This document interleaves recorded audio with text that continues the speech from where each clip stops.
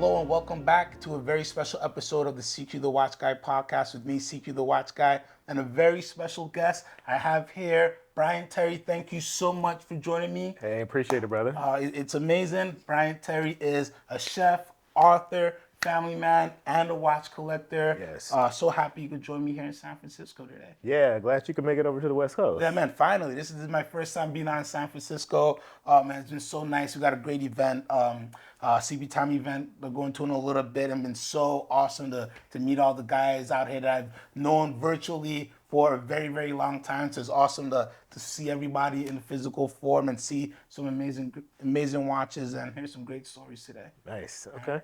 So, you have some great watches, and I think you might have the oldest watches of the day here. So let's just dive in. I want to tell me, what started you on your watch collecting journey? What gave you the bug? Yeah, I mean, I've been into watches since I, could think about like putting my own outfits together because I've always been into fashion. Okay. And so as a young person, I was really into swatches. And so my parents would just, whatever, they get me maybe a watch per year. This is my big Christmas gift. Yeah, so I had a Swatch collection. Where that collection is now, I have no idea, right? Many people want to know where that Swatch collection is. Yeah, but the most coveted out of the Swatches I got is actually one that I got as an adult, and it's the Spike Lee capsule collaboration that he did with Swatch. So he did this Wake Up watch, which obviously is a reference to Do the Right Thing. This is so cool. Yeah, so that's like has so much sentimental and nostalgic value for me. And Spike Lee's one of my favorite filmmakers and artists, so love that one. Yeah, this is such a fun watch. When you pulled it out of your bag just now, or you just like you kind of made us all pause for a second. You're like, I got something special. I was like, this is such a cool piece. It has this big tachymeter bezel that says "Wake Up" going all across from it. You have "Wake Up" on the strap, and you can pop the bezel off. I don't want to do it now, but you can pop it off, and then you have a rotating diver's bezel. It's actually just a fun chronograph too. And this is Spike Lee's such an amazing, one of my favorite directors as well. Yeah. And it's just a cool capsule piece, and for the age, amazing condition too. Swatches actually hold up very well. People don't talk about it, but even older swatches kind of hold up the test of time really well. Yeah, and Spike is a watch aficionado as well, and he has a dope collection. Yeah. So I love wearing this watch, but typically I'll pop. The bezel's a little. The bezel's a little fly, but sometimes if I want to get a little flossy, Exactly. I'll pop it on. But typically I just keep it like simple and scaled down. A little under the radar a little bit. Yeah. All right, let's go up the line here. What do we have next? Well, this Timex, I wanted to I brought A Man in His Watch, and when I read the book, it was probably around 2020 when I got the book, and what that book did for me is help me really get a handle on, how I wanted to build my watch collection. And one of the things I love about it is that like the stories that are in there, they all talk about the sentimental value that the watches have.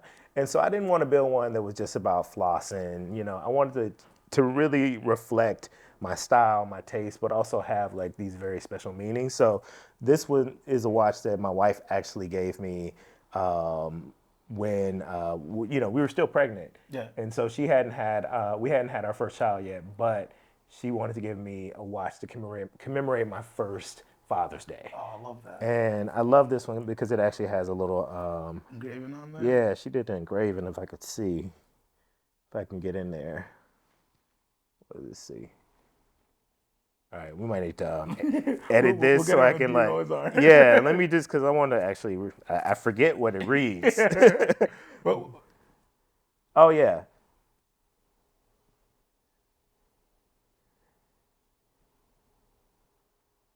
Oh, I'm getting sentimental just reading this. Don't get Terry.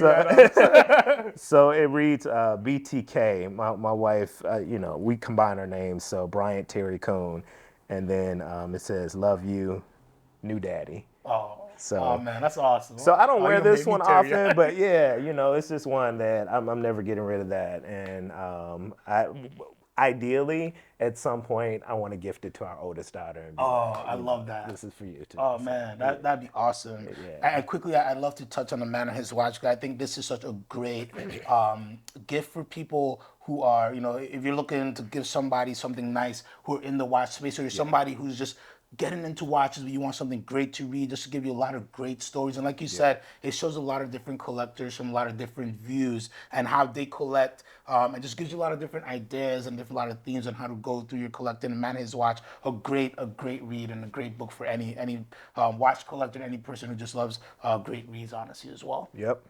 And going forward, let's go to a beautiful Cartier you have here. Yeah. So I guess this is kind of like the first piece that is launching me into being a serious collector as an adult.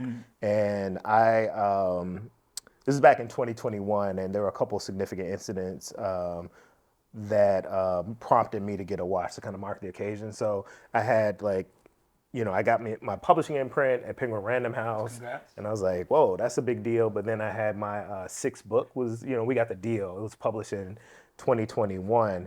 And so I saw that Cartier was relaunching the Tank de Mus. This was after years. This is 21. And so I saw this one online, and I was like, oh, I got to get this watch. And so I'm naive in the watch game. So I'm thinking, I'm going to roll up in the Maison Cartier. And so I went online, and I saw it. And I was like, yeah, to get the watch. I called them, and they're like, Mr. Terry, we're sorry, but, they're just sold out all over the world. And I bugged these people for 6 months, and they finally found one for me. And it was just one of those things where it was even more fulfilling and cathartic after I got it, because I feel like I worked for it. Yes. And so, I guess when I think about collecting now, it's kind of like it's about acquiring the watch, but it's also about the hunt. Yes, the hunt is half the fun. It's half the fun. Oftentimes especially nowadays, when you can just go and grab a watch, you feel like you're missing something. You almost want that kind of tug of war a little bit. Yeah. And when these came out in the trio of colors, I remember it being so unobtainable for a little while there, and even now not so easy to walk in and get, but such a beautiful blue. Probably one of the best, the straight, nice dark blues I've seen on a watch. A really, really beautiful watch, and very versatile as well. No, I love it. It's elegant. I'll wear this with whatever, a pair of jeans, but then I'll rock this with a tux. Oh, as well. easy. So, and I got the engraving on it. So Black Food was the title of my sixth book, and then Four Color is the title of my imprint. So I had to, mark the occasion with the engravement as well. Oh, I love that Black Food for Color. That's awesome. Yeah. Oh, now tell me about this King Midas. I love this. All right. So this may be a little controversial. I'm not going to say I'm a huge Elvis fan. Like, we know he's a cultural appropriator and he has a lot of issues, but I'm from Memphis, and he's just an iconic. He's not from Memphis, but Graceland's there. He has a huge presence in Memphis. And, the thing about my collection is I just want pieces that feel a little avant-garde, progressive. One of the reasons I'm into the tanks, I like geometric shapes. The rectangle's always been appealing to me.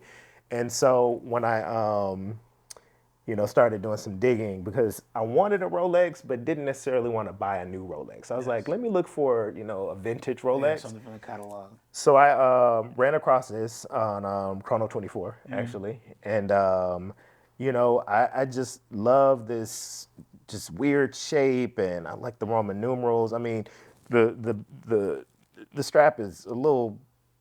It's worn. Yeah, down better here. days. It's okay. But it's cool because I actually like it. It feels like it has that patina. It feels just like it has some history in there. Exactly. And whenever I rock this, I get a lot of comments. People are just like, "What is that? What's going on?" It's not, it's because this one is different. The rectangular shape, but people just don't know how to make sense of this because it just has all kind of like, weird angles and everything. But it's a beautiful watch, and you got to have, I feel like I had to have a Rolex in the collection. And if I was going to do it, I wanted to do it like this. So. Yeah. I think it's a great way to do it. I think to me, the King Midas is one of those Rolex species. I love the Cellini family so much because, especially when you look at 90s Cellinis, they had so much fun in those collections. Bimetals, different cushion shapes and things like this. And then you look at the King Midas, and even in the King Midas family, you had so much different variations. And this one is beautiful with kind of this cream inlay with just the touches of numerals at 12, 3, 6, and 9. Really gives you a nice clean layout. And I don't think I've seen this particular layout before, and it's gorgeous. And you're right, I love it even on the strap a little bit worn. And this is a fun watch, and I really, really, really do you know how old this piece is? That's actually it's I think it was 89. Yeah. Yeah. Oh, that's my birthday. I might take this for me.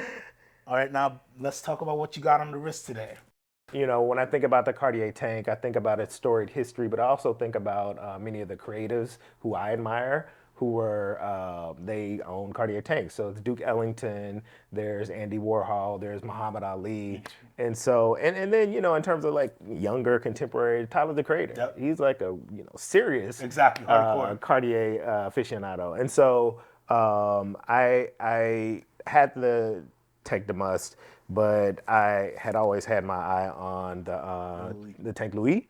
And so once again, I had to work for this one. I had to work for it, and I probably spent about a year trying to get this one, but finally landed it. And you know, it's my favorite watch in the collection. And actually, when I initially got it, it had the dark gray strap. Okay, yes. But then I you know, went over to the Maison Cartier in San Francisco and got the walnut joint. And it's just a beautiful watch. And you know, this I say by far, when I'm wearing this is the one where I got people like, it was funny, we were on vacation in Hawaii, and we were in a museum, and then this guy kept coming by, and I'm thinking, oh, maybe he saw him on one of my books or something, you know, he's a fan. I'm like, I'm on vacation something now, but you know, he was like, oh man, and so he was peeping the watch, so we had a good conversation, and it turns out he's a collector, lived in Korea, so yeah, I love my Tank Louis. Oh, I love that, man. It's such a classic and timeless watch, and it just, you know, I've been fortunate. You know, we have a few other big